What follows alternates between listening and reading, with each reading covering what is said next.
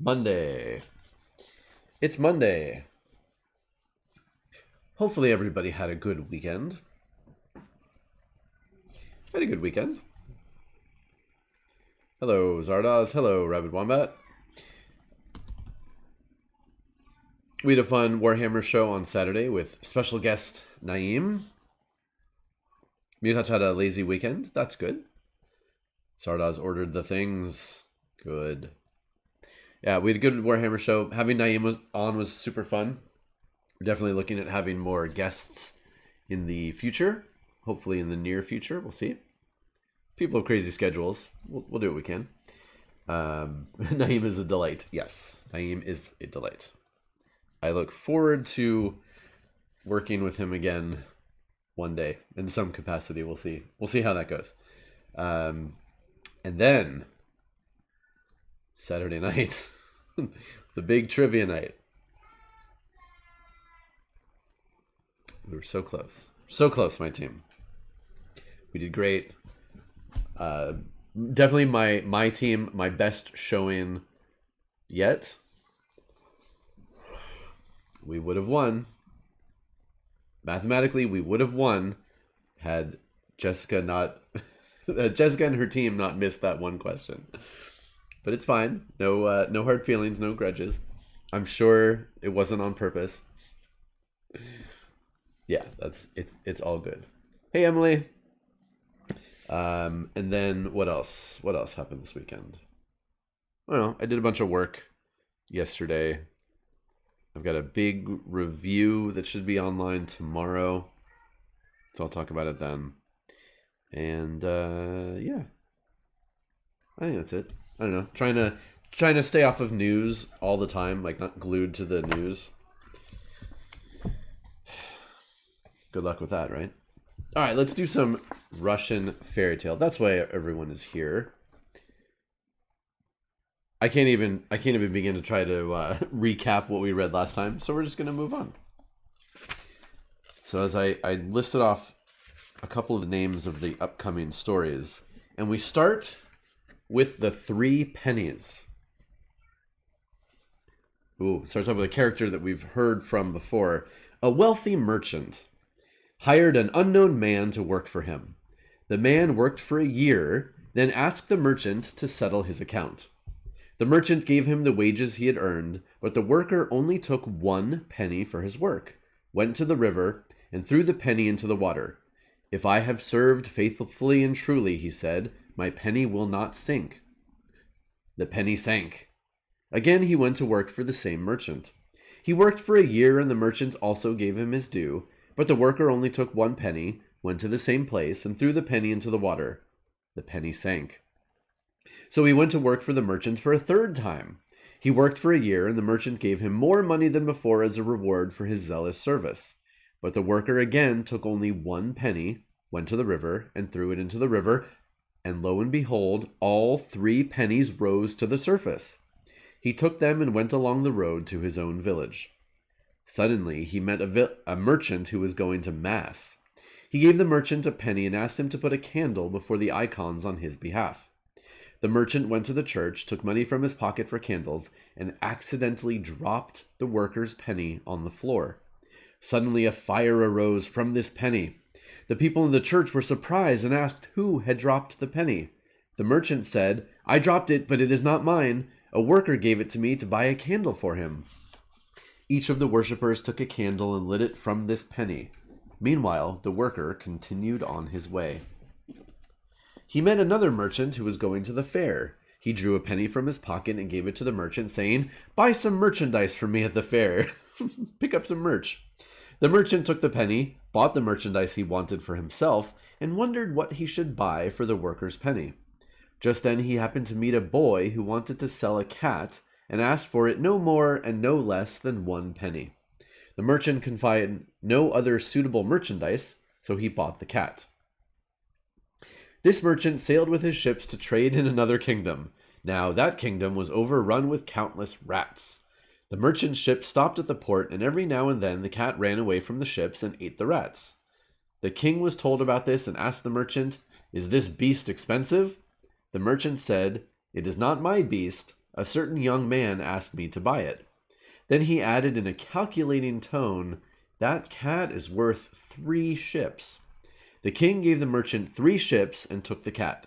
The merchant returned, and the worker went to the market, found him, and asked, did you buy any merchandise for my penny? The merchant answered, there's no use denying it. I bought 3 ships. The worker took the 3 ships and sailed on the sea. After some time, a short time or a long time, he came to an island. An oak stood on this island. He climbed up on the oak and heard the devil below boasting to his comrades that the next day he would steal the king's daughter in broad daylight. His comrades said to him, if you do not get her, we shall whip you with iron rods. After this conversation, they left. The worker climbed down the oak and went to the king's palace. He drew the last penny from his pocket and lit it. The devil also ran to the palace, but could not steal the king's daughter. He returned to his brothers, who began to lash him with iron rods. They lashed and lashed him, and then threw him down into a nameless place. But the worker married the king's daughter and prospered the rest of his days. The end. Weird.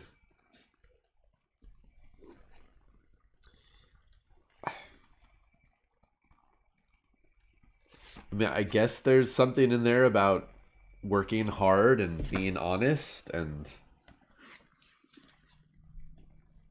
something like that. Hey, Ardens. That's communist propaganda. I mean, they are definitely redistributing wealth, that's for sure. But in strange ways.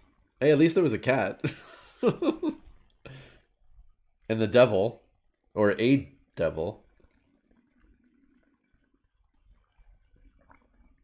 Well, yeah, it's the devil and his comrades. Okay. Okay, there you go. I don't know how much more we could really talk about that one. Rabid Wombat, your Robotech minis will be here tomorrow. Awesome. Oh, I found... where is it? When was this book translated? That's a good question.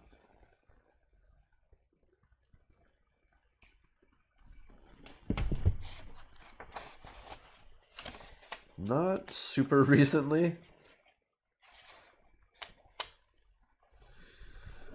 The original copyright is 1945, but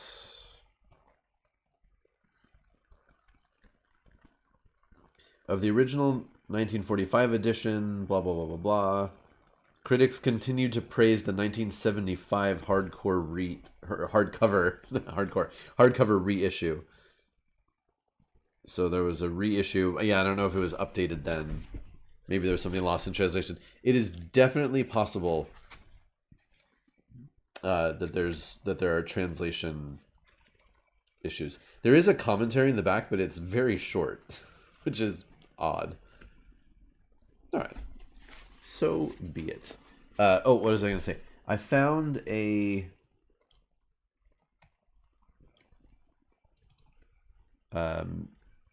hold on one second. I'm grabbing a link. Come on, open up the link.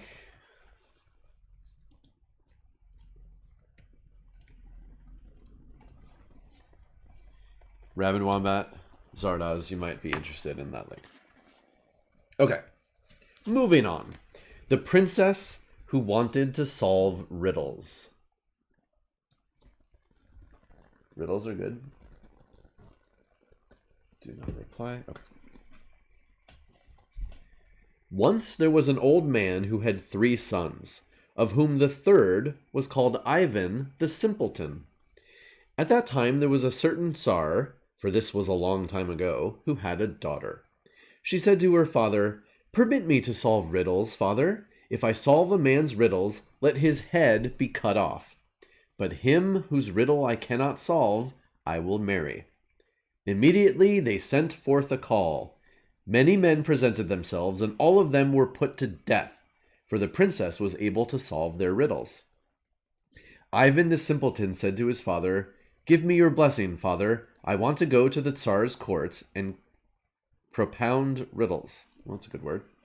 What an absurd idea, you fool! Better men than you have been put to death. If you give me your blessing, I will go. If you do not, I will go anyway. So the father gave him his blessing. Ivan the simpleton set out. On his way he saw a field of grain, and in the field a horse. He drove the horse away with his whip to prevent him from trampling the grain, and said, "Here, I have a riddle." He went on further, saw a snake, pierced it with his spear, and thought, "Here is another riddle." He came to the Tsar's palace, was received by the princess, and was told to propound his riddles. He said, "On my way here I saw a good thing, and in this good thing a good thing. And I took a good thing and drove out the good thing from the good thing, and the good thing ran away from the good thing out of the good thing." The princess rushed to look for this riddle in her book, but it was not there. She did not know how to solve it, so she said to her father, "Father, I have a headache today. My ideas are all confused. I will solve this riddle tomorrow." So the audience was postponed till the next day. Ivan the simpleton was given a room, and he sat there smoking his pipe. The princess chose a faithful chambermaid and sent her to Ivan. "Go," she said, "ask him the answer to this riddle. Promise him gold and silver as much as he wants." The chambermaid knocked at his door. Ivan the simpleton opened it. The maid entered and asked for the answer to the riddle, promising him mountains of gold and silver. Ivan the simpleton answered, "What do I need money for? I have plenty of my own. Let the princess stand all night in my room without sleeping, then I will tell her the answer to my riddle." The chambermaid told the princess this answer. She accepted and stood all night in Ivan's room without sleeping. In the morning, Ivan the simpleton told her that the answer to his riddle was that he had driven a horse out of the grain, so the princess was able to solve the riddle before the Tsar and his court. Then Ivan the simpleton proposed another riddle. "On my way here I saw an evil thing, so I struck it with an evil thing, and the evil thing died from the evil thing." Again, the princess looked in her book, but could not solve the riddle, and asked for a postponement till the next morning. At night she sent her chambermaid to get the answer from Ivan the simpleton.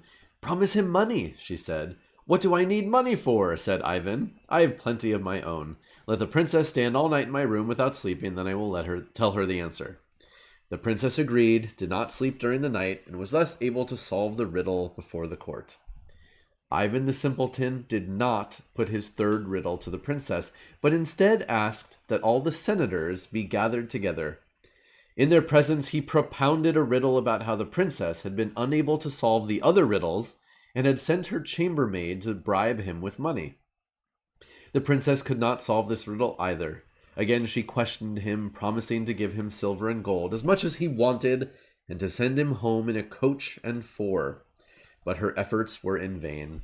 Again she stood up all night without sleeping, and when Ivan the simpleton told her what the riddle was about, she still could not tell the solution to the court, for then everyone would find out how she had obtained answers to his first two riddles. She had to declare, "I cannot solve this riddle." So Ivan the simpleton and the princess were married. They had a fine wedding and a gay feast, and lived happily ever after. Hey! We have a happily ever after story. And it only took tricking everybody, lying, attempted cheating, covering up cheating, but they lived happily ever after. Yeah, the simpletons often have a great degree of cunning. They're not nearly as simple as their title might imply. Yeah, definitely a Sphinx kind of thing. Answer the riddle or die. I like that the princess says, "I'm going to solve all these riddles," but she's got a book of riddles that she just looks in and finds the answer. I mean, I'm not saying that she isn't clever, but it does seem like a little bit of a cheat on her on that end as well. But they got married and lived happily ever after. Okay, then we got a couple of real short ones. A soldier's riddle. Yeah, life hack. Exactly. Two soldiers on a trip rather, stopped to rest in an old woman's house. They asked for some food and drink, but the old woman said, "What shall I offer you? I have nothing, my boys." Yet in her oven she had a boiled cock in a pot under the roasting pan. The soldiers guessed this. One of them, who was a roguish fellow, went out into the yard, upset a cart full of sheaves of grain, returned to the house and said, "Little grandmother, go out. The cattle are eating your grain." The old woman went out, and the soldiers peered into the oven, took the cock out of the pot, put an old shoe in the pot instead, and hid the cock in their bag. The old woman came back and said, "My dear boys, didn't you set the cattle loose? Why do you cause mischief like that? Don't do that again, please." The soldiers sat in silence a while, then asked again, "Please, little grandmother, give us something to eat." "Take some kvass and bread, my boys, that will do." Kvass. What is kvass? Then the old woman wanted to crow because she had cheated them and proposed a riddle to them. "Well, my boys, you've traveled a lot, you've seen the world. Now tell me, is Mr. Coxon still living in Ovenia at Potberg near Pantown?" "No, little grandmother." "Who then is living there?" "Mr. Shoeson." "And what has happened to Mr. Coxon?" "He moved to Bagville, little grandmother." After that, the soldiers left. The old woman's son returned from the field and asked her for some food. She said, "Imagine, my son, some soldiers came by and asked me for something to eat. But instead of giving it to them, I posed them a riddle about the cock that I have in the oven, and they couldn't solve it." "And what riddle did you pose them, mother?" "This one. Is Mr. Coxon still living in Ovenia at Potberg near Pantown?" They did not solve it. They said, "No, little grandmother." "But where is he?" I asked them. "He has moved to Bagville," they said. They never guessed, the sons of bitches, what I had in my pot. She looked into the oven, but the cock had flown away. She dragged out only an old shoe. "Ah, my little son! Those accursed fellows robbed me after all." "You should have known better, mother. A soldier knows the world. He cannot be cheated." The end. Kvass is a fermented bread made from rye bread. Or a fermented drink, rather, made from rye bread. Oh. Interesting. Okay. Fermented bread like beer. Wow. Is it good? That sounds very strange. I've heard it before. I wonder where I've heard it before.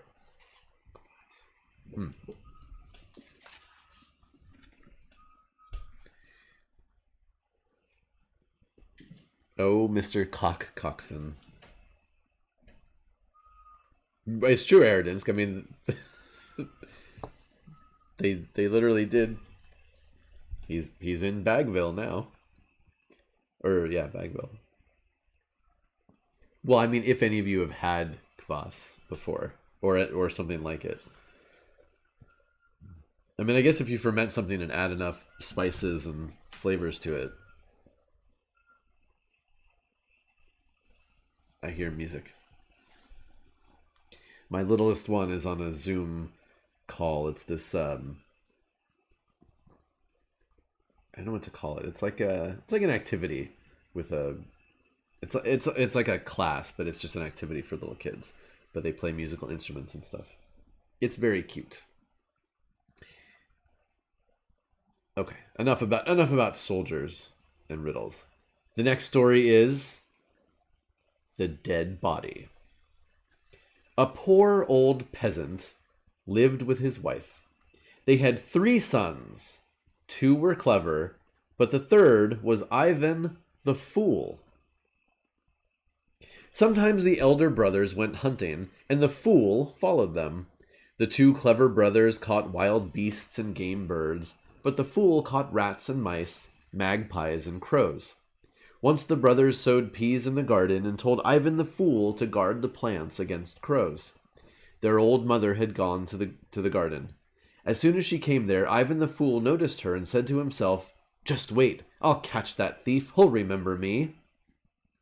He stole up to the old woman quietly, raised his stick, and gave her such a blow on the head that she fell asleep forever without so much as a gasp.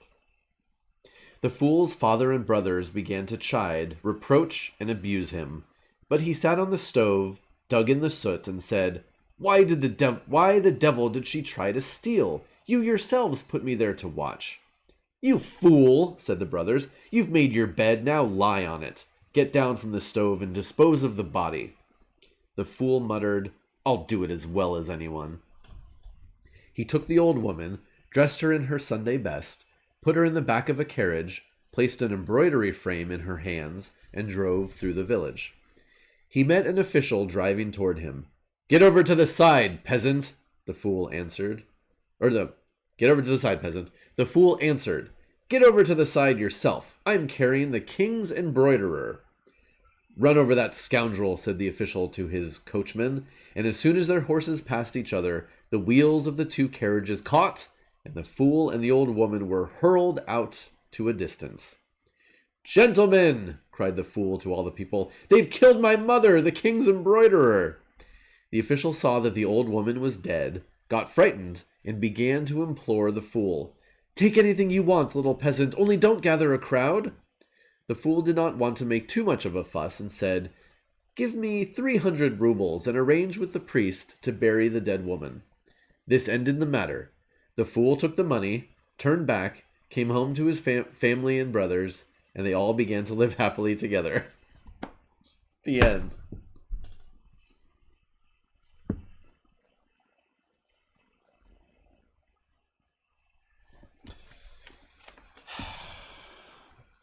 I mean, never mind that the mom died, but the other ones get to live happily ever after and now have money and stuff. And I like how this story is just called The Dead Body. Not the dead mother, the dead peasant. Like, there's more to her than just a body.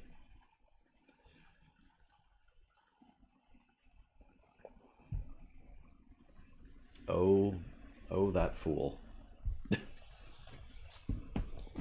Well, the fool got one over on the official. Alright, let's see what is going to be the next one. It's interesting, these stories about Ivan the Simpleton and Ivan the Fool. It reminds me of... Ooh, this one is cool. It has a bunch of crazy names in it. During Passover, when we do a Passover Seder, it's like a formal meal, and there's a book and you read prayers and stuff at the beginning. You tell the story, the whole thing. But there's a part where you talk about the four children. It's basically you. In telling the story, you look at the perspective of what children might ask and how they would ask questions, and one of them in the book that we use is very old. It's the book that like my family has used since I was a little kid. I always like to point out that at the beginning of the book, it has a prayer for the Jews who are trapped in the Soviet Union, so that gives you a sense of how old the book is. But that book translates the third child as the simpleton. He's the simple child, which I thought was always kind of funny. Okay. Yeah, how to cheat your way to wealth is, I mean, hey, they do it. Okay, this is Vasilia. No, it's Vasilisa. Vasilisa, the priest's daughter. Vasilisa. In a certain land, in a certain kingdom, there was a priest named Vasily who had a daughter named Vasilisa Vasilevna. Let me try that one again. Named Vasilisa Vasilyevna. Vasilisa Vasilyevna. Got it. She wore man's clothes, rode horseback, was a good shot with the rifle, and did everything in a quite unmaidenly way, so that only very few people knew that she was a girl. Most people thought that she was a man and called her Vasily Vasilyevich. All the more so because Vasilisa Vasilyevna was very fond of vodka. And this, as is well known, is entirely unbecoming to a maiden. Wow, we got a lot of hot takes right at the very beginning of this one. Hey, Uzi. One day, King Barkot, for that was the name of the king of that country, went to hunt game, and he met Vasilisa Vasilyevna. She was riding horseback in men's clothing and was also hunting. When he saw her, King Barkot asked his servants, "Who is that young man?" One servant answered him, "Your Majesty, that is not a man, but a girl. I know for a certainty that she is the daughter of the priest Vasily, and that her name is Vasilisa Vasilyevna." As soon as the king returned home, he wrote a letter to the priest Vasily, asking him to permit his son, Vasily Vasilyevich, to come to visit him and eat at the king's table. Meanwhile, he himself went to the little old backyard witch and began to question her as to how he could find out whether Vasily Vasilyevich was really a girl. I mean, there are ways. The little old witch said to him, "On the right side of your chamber, hang up an embroidery frame, and on the left side, a gun. If she is really Vasilisa Vasilyevna, she will first notice the embroidery frame. If she is Vasily Vasilyevich, she will notice the gun." King Barkot followed the little old witch's advice and ordered his servants to hang up an embroidery frame and a gun in his chamber. As soon as the king's letter reached Father Vasily and he showed it to his daughter, she went to the stable, saddled a gray horse with a gray mane, and went straight to King Barkot's palace. The king received her. She politely said her prayers, made the sign of the cross as is prescribed, bowed low to all four sides, graciously greeted King Barkot, and entered the palace with him. They sat together at table and began to drink heady drinks and eat rich foods. After dinner, Vasilisa Vasilyevna walked with King Barkot through the palace chambers. As soon as she saw the embroidery frame, she began to reproach King Barkot. "What kind of junk do you have here, King Barkot? In my father's house there is no trace of such womanish fiddle-faddle. But in King Barkot's palace, womanish fiddle-faddle hangs in the chambers." Then she politely said farewell to King Barkot and rode home. The king had not found out whether she was really a girl. Okay. And so, 2 days later, no more, King Barkot again sent a letter to the priest Vasily, asking him to send his son, Vasily Vasilyevich, to the palace. As soon as Vasilisa Vasilyevna heard about this, she went to the stable, saddled a gray horse with a gray mane, and rode straight to King Barkot's palace. The king received her. She graciously greeted him, politely said her prayers to God, made the sign of the cross as is prescribed, and bowed low to all four sides. King Barkot had been advised by the little old backyard witch to order kasha cooked for supper, and have it stuffed with pearls. The little old witch had told him that if the youth was really Vasilisa Vasilyevna, he would put the pearls in a pile, and if he was Vasily Vasilyevich, he would throw them under the table. Well, now they're mixing up their pronouns. Supper time came. The king sat at table and placed Vasilisa Vasilyevna on his right hand, and they began to drink heady drinks and eat rich foods. Kasha was served after all the other dishes, and as soon as Vasilisa Vasilyevna took a spoonful of it and discovered a pearl, she flung it under the table together with the kasha and began to reproach King Barkot. "What kind of trash do they put in your kasha?" she said.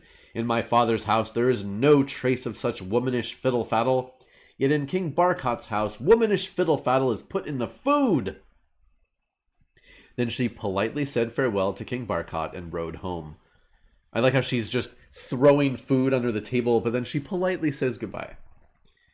Again, the king had not found out whether she was really a girl, although he badly wanted to know. Hey, King. 2 days later, upon the advice of the little old witch, King Barkot ordered that his bath be heated. She had told him that if the youth was really Vasilisa Vasilievna, he would refuse to go to the bath with him. So the bath was heated. Again, King Barkot wrote a letter to the priest Vasily, telling him to send his son Vasily Vasilievich to the palace for a visit. As soon as Vasilisa Vasilievna heard about it, she went to the stable, saddled her gray horse with the gray mane, and galloped straight to King Barkot's palace. The king went out to receive her on the front porch. She greeted him civilly and entered the palace on a velvet rug.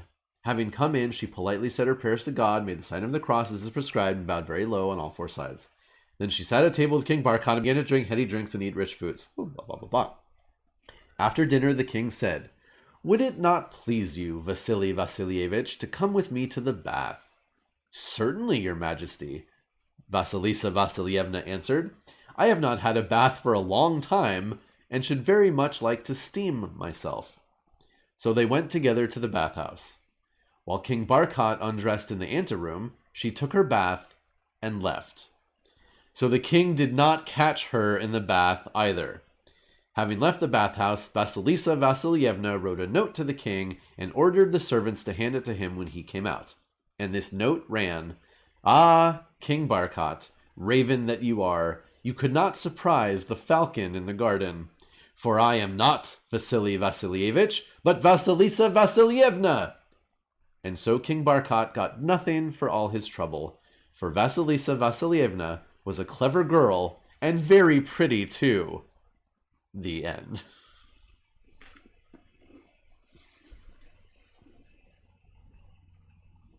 I do like that line. "Raven that you are, you could not surprise the falcon in the garden."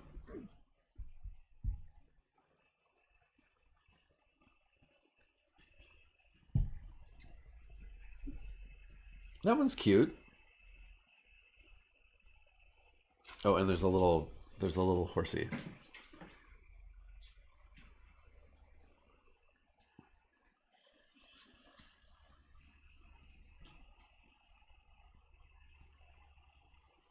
The cat is playing over there. She's very loud.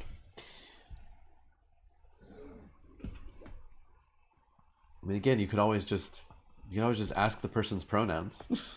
Makes it a lot easier. Cool. All right. What's next? Hey, Tiny Chris. You missed Vasilisa Vasilievna and Vasily Vasilievich. See, now I can say them after I read them 30 or 40 times. Exactly, pronoun pins work. Okay, the mayoress. Mayoress. The lady mayor. Once, there was an ambitious woman. Uh-oh, you know we're going to have trouble when it starts off like that. When her husband came home from the village council, she asked him, "What did the council deliberate about?" "We did not deliberate about anything. We gathered to elect a new mayor." "And whom did you elect?" "For the time being, no one." "Elect me then," said the woman. And so the husband went to the council. His wife was a bad one, and he wanted to teach her a lesson, and reported this to the elders. They immediately elected her mayoress. So she began to rule and judge.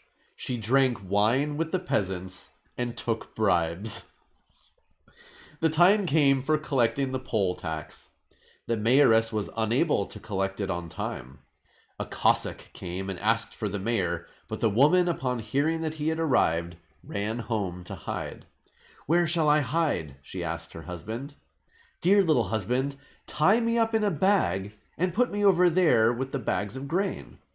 There were about 5 bags of spring seed in the room. The peasant tied up the mayoress and put her among the bags. The Cossack came and said, "Oh ho! The mayor has hidden herself," and he began to lash the bags with his whip. The woman roared at the top of her lungs, "Oh, little father, I don't want to be mayoress! I don't want to be mayoress!" The Cossack gave her a good thrashing and left, and thereafter the woman no longer wanted to be mayoress and obeyed her husband. The end.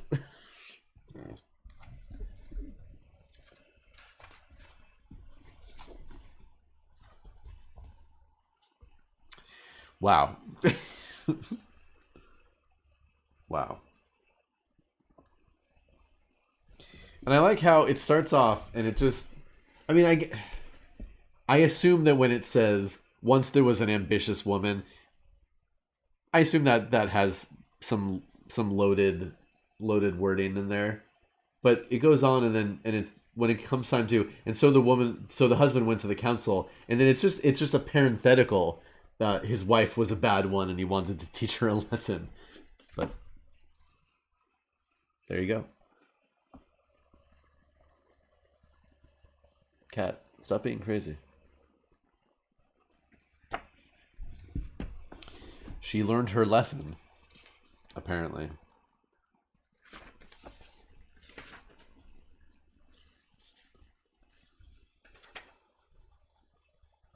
Yes, seemingly she was just the regular type. Although it sounds like she, I don't know though. I mean, let's think about it this way. She seemed to waste no time in being elected mayoress, and then she was ruling and judging, drinking wine with the peasants, and taking bribes. I mean, if nothing else, she's just like every other politician. It sounds like.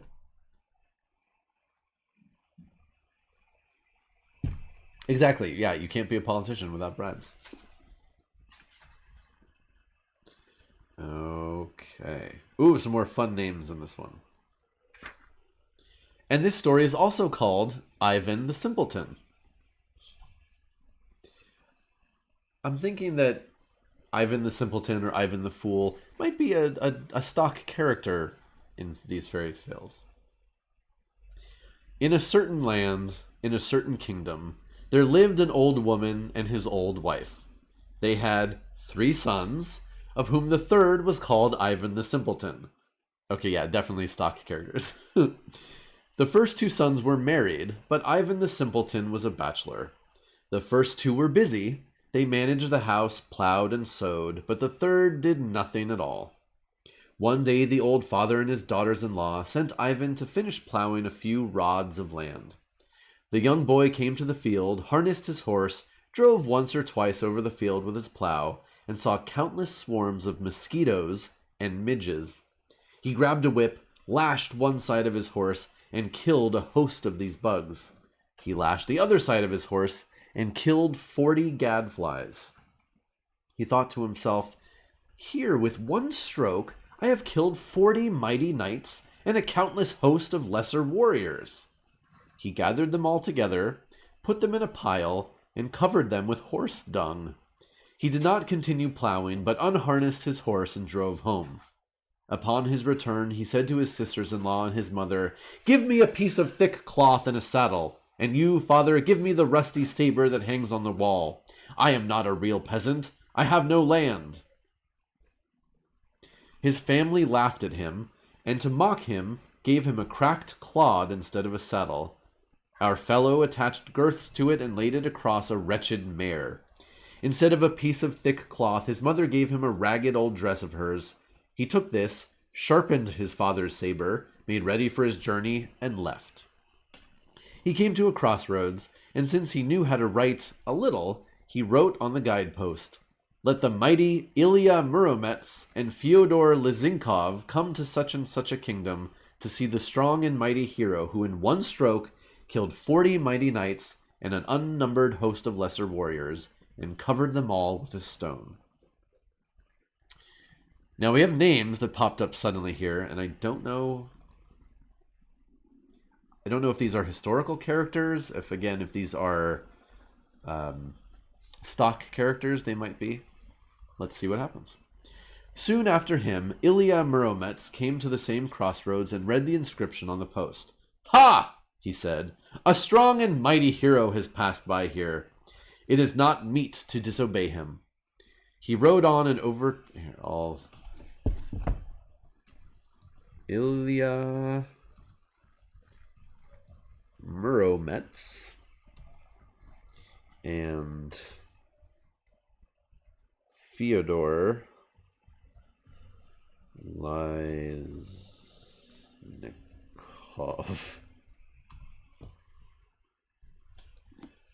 Did I write that right? Lyznikov. Yes. So Ilya rode on and overtook Vanyuka. That's another new name.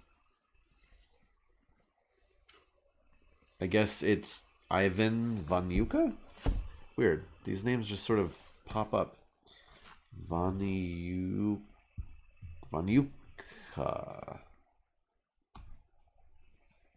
That seems to be Ivan's last name. Oh, okay, wait, no. Oh, no. That, okay. Here's an important thing to note. Russians have very interesting constructions for their diminutives for their names. It does not work like many other languages. So Vanyuka is actually a diminutive of Ivan. Yes. And oh man, I wish I could remember the other ones. There's some, yeah, some. It's very interesting how Russians do that. There's some other really famous ones. Okay. So Ilya rode on and overtook Vanyuka, and while he was still at a distance, doffed his cap and saluted him. "Good day, strong and mighty hero." Vanyuka did not doff his cap and said, "Good day, Ilyuka." See, Ilya, Ilyuka. They rode together. After a short time, Fyodor Lyznikov came to the same post, read the inscription, and decided that he too should heed the summons. After all, Ilya Muromets had heeded it. How did he know? So he rode in the same direction. While he was still at a distance, he doffed his cap and said, "Good day, strong and mighty hero." But Vanyuka did not doff his cap and said, "Good day, Fedyunka." Ilya is a legendary Russian knight. Okay, cool. All three of them rode together. They came to a certain kingdom and stood in the royal meadows. The heroes pitched their tents, and Vanyuka spread his old dress. The two heroes tied their steeds with silken ropes, but Vanyuka broke a twig from a tree, twisted it, and tied his mare with it. And so they settled themselves. From his castle the king saw that strangers were foraging in his meadows, and at once sent one of his familiars to find out who they were. He came to the meadows, approached Ilya Muromets, and asked him what manner of men they were, and why they thus trampled the king's meadows without permission. Ilya Muromets answered, "It is not for me to answer. Ask our chief, the strong and mighty hero." The envoy approached Vanyuka, who began to shout at him before he could utter a word. "Get away while you still can, and tell the king that in this meadow there is a strong and mighty hero who in one stroke killed 40 mighty knights and an unnumbered host of lesser warriors, and covered them with a stone, and that Ilya Muromets and Fyodor Lyznikov are with him, and that he demands the king's daughter in marriage." The envoy conveyed this message to the king. The king consulted the annals. Ilya Muromets and Fyodor Lyznikov were mentioned there, but the third one, who in one stroke had killed 40 knights, was not. Then the king ordered his army to gather, seize the 3 knights, and bring them before him. But this was no easy task. When Vanyuka saw the army approaching, he cried, "Ilyuka, drive away this rabble!" And he himself lay down, stretched out, and watched the scene like an owl. At his command, Ilya Muromets jumped on his steed, galloped forward, and did not so much smite with his hands as trample with his steed. He knocked down the whole army, leaving only a few messengers to inform the king of what had happened. Upon hearing the news of the disaster, the king assembled even greater forces and sent them to seize the 3 knights. Ivan the simpleton cried, "Fedyunka, drive away this scum!" Fyodor jumped on his steed and knocked them all down, leaving only a few messengers. "Ooh, Russian Imperial, welcome, hi!" What could the king do? He was in sore straits. The 3 knights had defeated his army. He began to cudgel his brains and recall that in his kingdom there lived a strong hero, Dobrynya. He sent him a letter asking him to come to the royal meadows and conquer the 3 knights.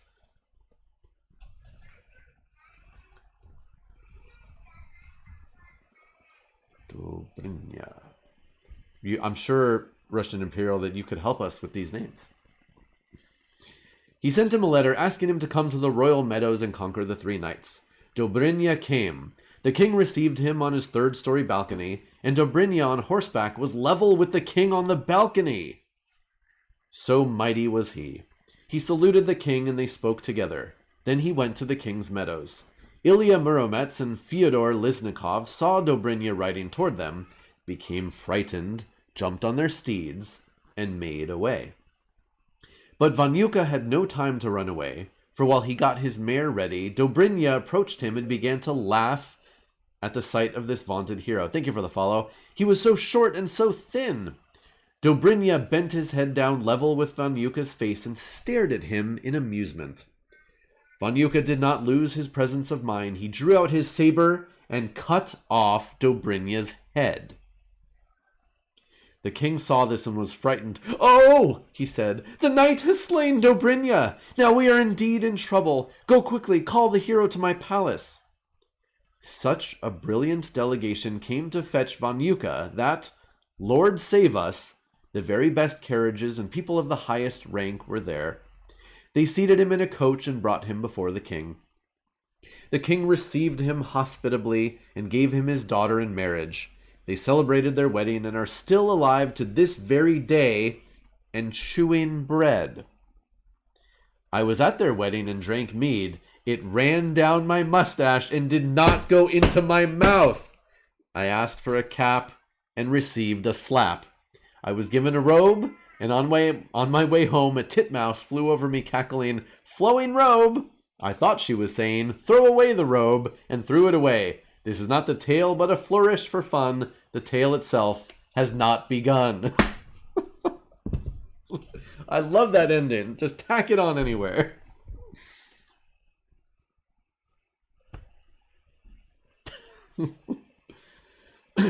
Yeah, so we have some mighty heroes indeed in this story. Ilya, Fyodor, and Dobrynya, although Dobrynya gets his head cut off. But he was so massive that on his horse, yes, he was as high as the king on his 3rd-story balcony.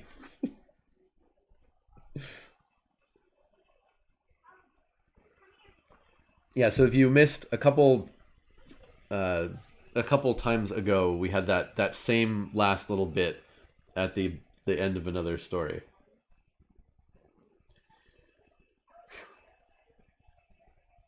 So, okay.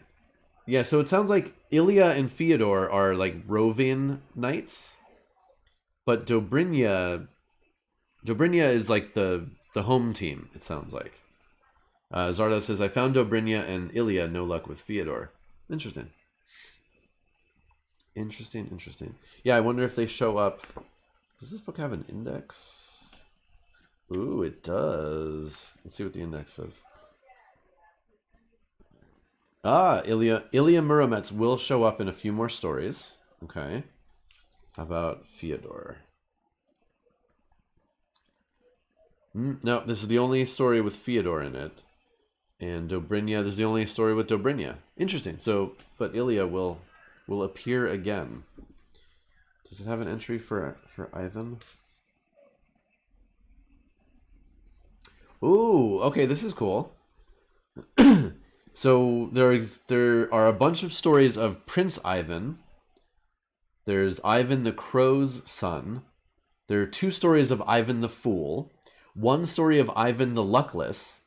3 stories of Ivan the Merchant's son. 1 of Ivan the Naked. Ooh. 1 Ivan the Peasant's son. 1 Ivan the Scullery Maid's son. 2 Ivan the Simpleton. 1 Ivan's 2 soldiers' son. Then there are Ivan Nushko's. Huh. Okay, so there are a lot of Ivans. Dobrynya Nikitich. Dobrynya. Interesting. Cool. Thank you, Russian Imperial. Yes, we are reading Russian fairy tales. I don't know how good these translations are, but we're certainly enjoying them. And next we have Father Nicholas and the Thief. In a certain town, there lived a thief who caused much sorrow. One day he happened to rob a wealthy man. The theft was discovered and men were sent in pursuit of the thief. He ran for a long time through the woods, but in front of these woods there was an open steppe that extended for at least 10 versts. When the thief reached the edge of the woods, he stopped and wondered what to do next. If he ran over the steppe, he would be caught at once, for there everything could be seen from a distance of 2 versts, and he heard his pursuers coming closer. Then he began to pray, "Lord, forgive my sinful soul, hide me, Father Nicholas, and I will set a 10-kopeck candle before your image." Suddenly, out of nowhere, an aged man appeared and asked the thief, "What did you just say?" The thief answered, "I said, Father Nicholas, hide me in this wilderness, and I promised to put a candle before his image." And he confessed his sin to the old man, who said, "Creep into this piece of carrion," for a piece of carrion was lying nearby. The thief had no other choice than to creep into the carrion, for he did not want to be caught. He crept in, and that very minute, the old man became invisible. He was Father Nicholas himself. Now the pursuers came nearer. The men rode out on the steppe, rode for half a verst, and seeing nothing, turned back. Meanwhile, the thief lay in the carrion, hardly able to breathe, so foul was the smell. When his pursuers left, he crept out and saw the same old man standing nearby, gathering wax. The thief approached him and thanked him for his rescue. Then the old man asked him again, "What did you promise Father Nicholas when you sought refuge?" The thief answered, "I promised to buy him a 10-kopeck candle." "Well, just as you were stifled lying in that carrion, so Father Nicholas would be stifled by your candle."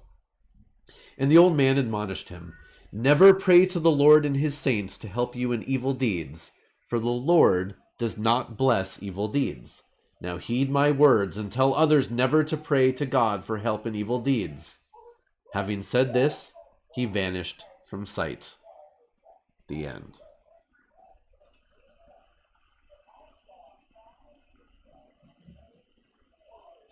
So we get a good message there at the end. Don't pray to God for help in evil deeds. But that's exactly what the thief did and got away with it. So sort of a do as I say, not as I do situation. And I'm dying to know what dead animal was there that was big enough to hide this thief. That was also commonplace enough that the searchers just were like, "Oh yeah, there's a big dead body over there," and didn't stop to investigate it. Was it a bear? Is it some sort of cattle? I don't know. And Father Nicholas, he's got like cool magic powers. He can turn invisible. He gathers wax like out of midair almost. Yes, pray to the right God and you can get away with that. That's a good moral that shows up in a lot of old stories. Let's see what this next one is. Oh, okay. It looked longer than the dead animal was a tauntaun, right? It definitely smelled worse on the inside. Hardly able to breathe, so foul was the smell. I mean, I've never hidden in carrion before, so I can only imagine. Okay, let's see. The next one is a little bit longer, but not too long. Let's do it. This will probably be the last one for today. And it is called, oh, I'm gonna butcher some more names. Buranushka, the Little Red Cow.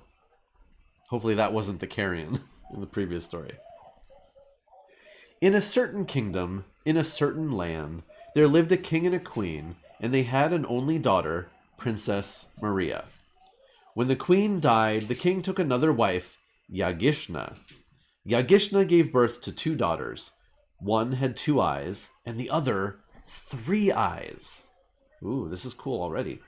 The stepmother disliked Princess Maria and ordered her to take Burenushka, the little red cow, to pasture and give her a crust of dry bread for her dinner. The princess went to the open field, bowed to Burenushka's right leg.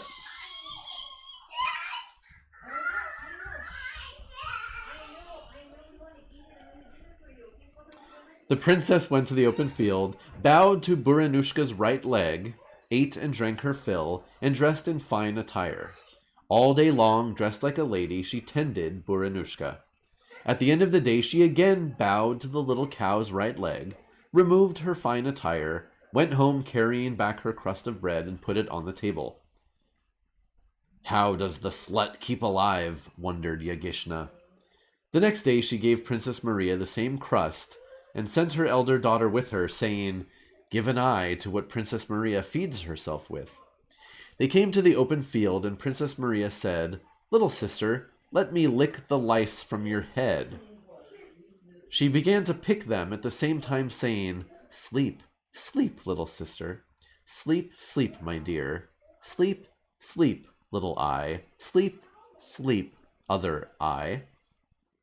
The sister fell asleep, and Princess Maria rose up, went to Burenushka, bowed to her right leg, ate and drank her fill, dressed herself in fine attire, and all day long walked around like a lady. Night came. Princess Maria removed her fine attire and said, "Get up, little sister, get up, my dear, let us go home." "Ah," said the sister unhappily, "I have slept through the day, and have not seen anything. Now my mother will scold me." They came home. The mother asked her, "What did Princess Maria eat? What did she drink?" "I have not seen anything." Yagishna scolded her. Next morning she got up and sent her 3-eyed daughter, saying, "Go and see what that slut eats and drinks." The girls came to the open field where Burenushka grazed, and Princess Maria said, "Little sister, let me pick the lice from your head." "Pick them, little sister, pick them, my dear." Princess Maria began to pick, saying at the same time, "Sleep, sleep, little sister. Sleep, sleep, my dear. Sleep, sleep, little eye. Sleep, sleep, other eye." She forgot about the 3rd eye, and the 3rd eye looked and looked at what Princess Maria was doing. She ran to Burenushka, bowed to her right leg, ate and drank her fill, dressed in fine attire. When the sun began to set, she again bowed to Burenushka, removed her fine attire, and went to rouse the 3-eyed one. "Get up, little sister, get up, my dear, let us go home." Princess Maria came home and put her dry crust on the table. The mother questioned her daughter. Thank you for the follow, Impulsum 86. 586. Impulsum 586. Thank you for the follow. We're reading Russian fairy tales. Enjoy. The mother questioned her daughter, "What does she eat and drink?" The 3-eyed one told everything. Yagishna said to her husband, "Slaughter Burenushka, old man." And the old man slaughtered the cow. Princess Maria begged him, "Please, my dear, give me at least a bit of the entrails." The old man threw her a bit of the entrails. She took it, placed it on a gatepost, and a bush with sweet berries grew up on it, and all kinds of little birds perched there and sang songs of kings and peasants. Prince Ivan heard about Princess Maria, came to her stepmother, put what is happening? Put a dish on the table and said, "Whichever maiden picks a dish full of berries for me, her I will take for my wife." Yagishna sent her elder daughter to pick berries. The birds did not even let her come near. She had to guard her eyes lest the birds peck them out. Yagishna sent her other daughter, and they did not let her come close either. At last, she sent Princess Maria. Princess Maria took the dish and went to pick the berries, and as she picked them, the little birds placed twice and thrice as many on the dish as she herself could pick. She returned, placed the berries on the table, and bowed to the prince. There was a gay feast and a wedding. Prince Ivan took Princess Maria away, and they began to live happily and prospered. After some time, a long time or a short time, Princess Maria gave birth to a son. She wanted to visit her father and went to the house with her husband. Her stepmother turned her into a goose and disguised her elder daughter as Prince Ivan's wife. Prince Ivan returned home. The old tutor of the child got up early in the morning, washed himself very clean, took the baby in his arms, went to an open field, stopping near a little bush. Geese came flying. Gray geese came. My geese, gray geese, where have you seen the baby's mother? In the next flock. The next flock came. My geese, gray geese, where have you seen the baby's mother? The baby's mother jumped to the ground, tore off her goose skin, took the baby in her arms, and nursed him at her breast, crying, I will nurse him today, I will nurse him tomorrow, but the day after I will fly beyond the forests dark, beyond the mountains high. What is going on in this story? The old man went home. The little fellow slept till next morning without awakening, and the false wife railed at the old man for having gone to the open field and for having starved her son. Next morning again he got up very early, washed himself very clean, and went with the child to the open field. And Prince Ivan got up, followed the old man unseen, and hid in the bush. Geese came flying, gray geese came. The old man called to them, My geese, gray geese, where have you seen the baby's mother? In the next flock.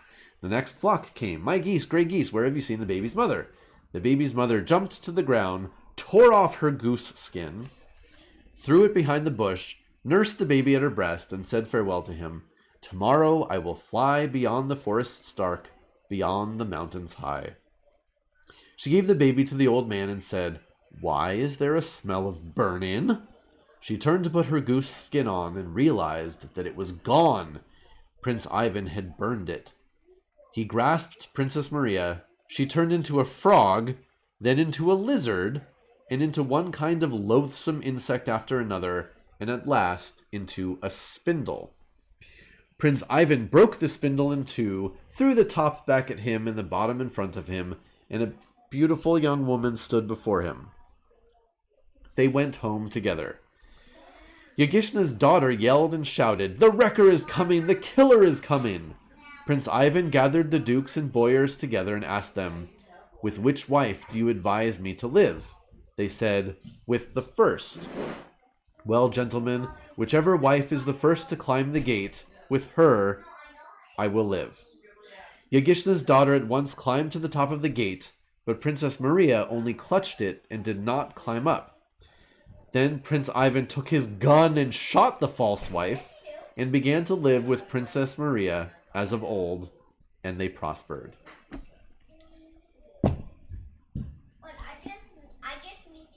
Okay.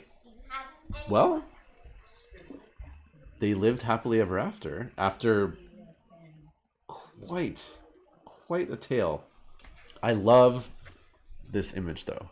So we've got, what was the name of the cow? Buranushka? Buranushka, the pretty cow.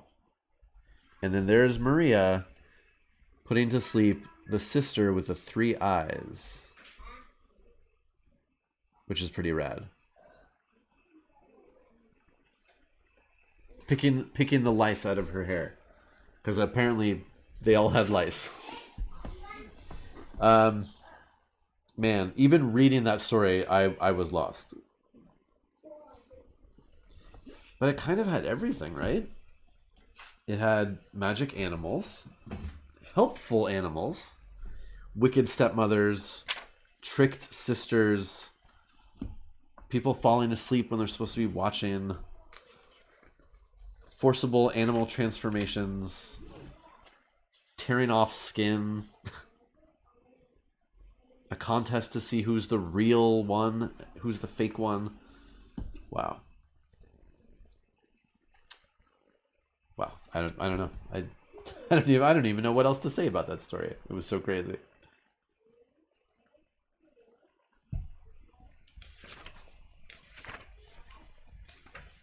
Okay. And we'll end with that one for today. just looking to see what...